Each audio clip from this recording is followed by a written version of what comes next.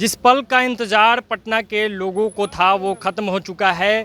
PM Modi का mega road show खत्म हो गया और पीएम मोदी सीधे पहुंचे हैं भाजपा कार्यालय, जो पहले से तय भी था। और भाजपा कार्यालय में पीएम मोदी की बैठक होगी कार्यकर्ताओं के साथ, पार्टी के नेताओं के साथ। चूँकि ये चुनावी वर्ष है, वर्ष 2025 है, और ऐसा माना जा रहा है कि इसी वर्ष अक्टूबर-नवंबर महीने में चुनाव हो सकता है।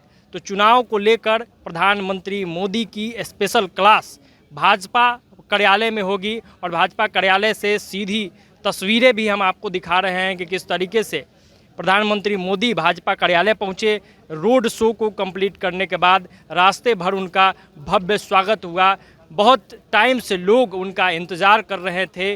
फूलों की बारिश हुई, चारों तरफ पूरा पटना जो है वो तिरंगे से पट गया था। सभी के हाथ में तिरंगा था। लोग बड़े बेसब्री से प्रधानमंत्री का इंतजार कर रहे थे। ऑपरेशन सिंदूर के बाद बिहार दौरे पर पीएम मोदी थे और इस बीच पटना का जो बीजेपी कार्यालय है वहां मोदी पहुंचे और वहां पे बैठक चल रही है कार्यकर्ताओं के साथ और नेताओं के साथ। ये बैठक बेहद अहम माना जा रहा है। चुनावी वर्ष है और यहाँ से बहुत महत्वपूर्ण बातें जो है वो अंदर तय होगी।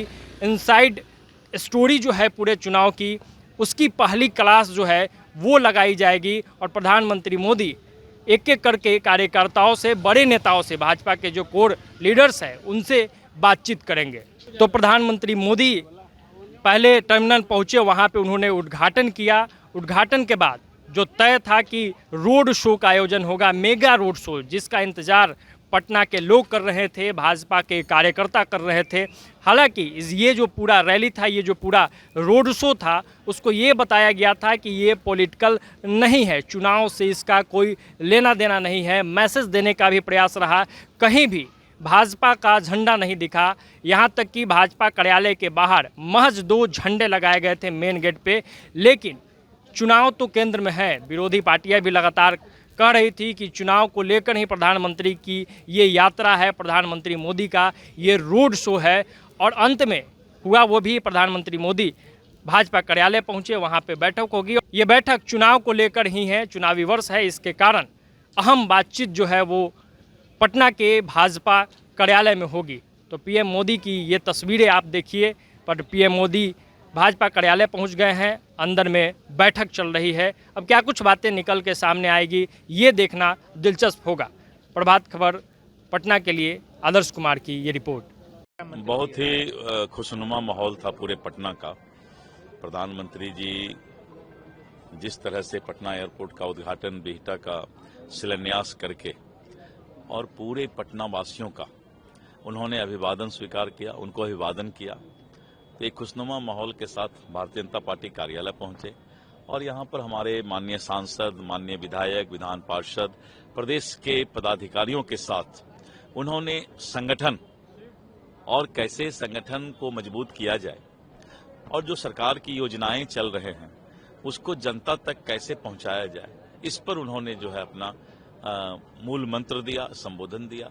और हम लोगों को बहुत कुछ सीखने का मौका मिला, क्योंकि वो हमारे अभिभावक हैं और अभिभावक ने कहा कि सरकार की योजनाएं समाज के अंतिम पंक्ति यानी गरीबों तक पहुंचे, यही मोदी का सपना है और यही आप लोगों का भी सपना होना चाहिए।